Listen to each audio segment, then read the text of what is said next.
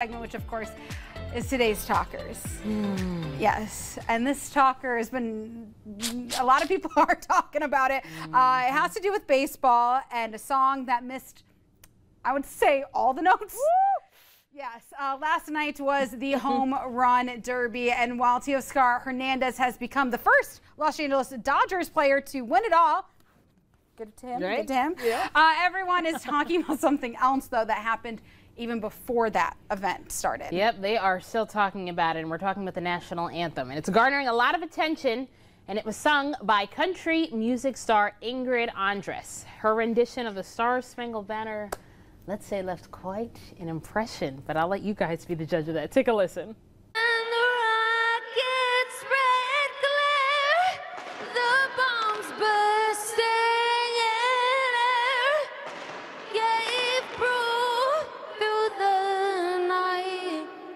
That our flag was still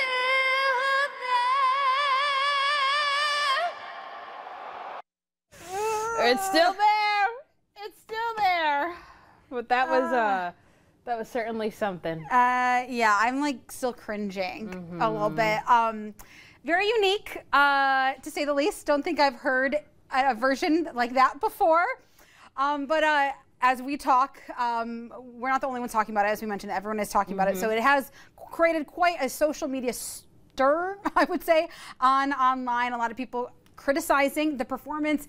However, there are some stories, more developments coming out since then. So actually earlier this afternoon, because when we woke up this morning, I know my feed was full of this and reactions, and they're like, Fergie is free, like, you know, all that kind of stuff. But actually just a couple hours ago, she actually posted her response to all the negative backlash that she was getting with this statement where she says that she was drunk and that has plans to check herself into a facility for the help that she needs. Yeah, and she says that performance was not her, and that she truly apologizes to the MLB, her fans, and this country. Yeah, and she's, and I know I personally don't know as much country singers, but she is a 4-time Grammy nominated singer-songwriter, so this is quite surprising.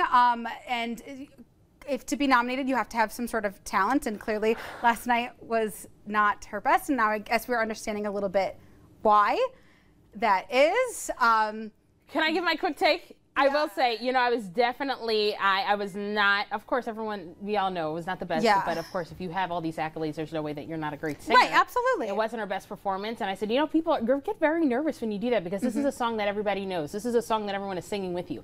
You'd actually be surprised. There's a lot of pop stars who will sing their own songs wrong, but hey, nobody really knows it that well. This is a song that you cannot get wrong. Right. Hence why every time, even though it's 90 seconds, I'm like, oh. Yeah, and who knows if she has an earpiece in and you start off on the wrong note and that just spirals it down. The only thing is now with these new developments coming out with her being drunk, that definitely does rub me the wrong way. I will tell you that, because yeah, you are a professional singer. There's a lot of people who work to be on Broadway, who work to be in this music industry, who can never get an opportunity like the one that she has. So, oops, I was drunk. Yes, I understand we all go through our own problems, but that to me is like, this is a privilege for you to get a chance to be up there on that stage, to get a chance to do that. But that's my take. Justin, why don't you give us yours? Yeah, so it's a cold take for me, but you know, I was going to say, where's Miss Rachelle LeGrand when you need her? I mean, at this point, I agree with you though, Rachelle. I mean, it's a good point about people taking an opportunity like that, and obviously didn't go the way she wanted it to go, or the way we wanted it to go either, of course. But I actually said watching it, didn't want to make any assumptions, but I was watching this before the home run derby with my wife, and I said, she seems like something's not right with her. I didn't want to make that assumption because it could have just been nerves, but of course, it's unfortunate. It really is a sad situation that that's what she's dealing with. Hopefully she does get the help that she needs. In the meantime, maybe you're the next up on the list, Rachelle. Who knows? Maybe they got to get somebody else. It's a big stage, and I think so. From what I've seen, you're more ready than whatever that was. So. See, there you go. Justin, how kind of you. Thank you so much. I think I'm more ready though than what that was. To be honest with you. Maybe not the talent, but you know, just saying. Yeah, nice little harmony. Yeah. Justin, you both are great. I'm gonna give you that one. You can keep it. Next time. Thank you so much, Justin. Well, for another talker that has everyone kind of chit-chatting about this, from singing to summertime, Spookies. Get this. We know that it's only July. Woo. And but for some reason, spooky season is already among us. Yeah, that's what it seems like. A lot. We've heard of Christmas decorations going up in stores far too early, but the new fad, Nicole, is that we're seeing an early Halloween. And I know you've seen a few of those spirit Halloweens popping up here and there, and I had to check my calendar. You know, I never know what day it is. So I was like, it is still July, right? Maybe August, who knows? But for example, starting this Thursday, some of Home Depot's biggest Halloween decorations are going on sale. Home Depot recently hinted at their Halloween launch on Instagram, which of course includes the famous Skelly, the colossal 12-foot tall animated skeleton, and its sidekick Skelly Dog. He's been a hit since it hit stores in 2020. Yeah, and such a hit that they had to expand its product line due to consumer demand. Other product and popular items like the 7-foot animated Frankenstein and the giant Inferno Deadwood skeleton will likely be available as soon as this week. Super exciting.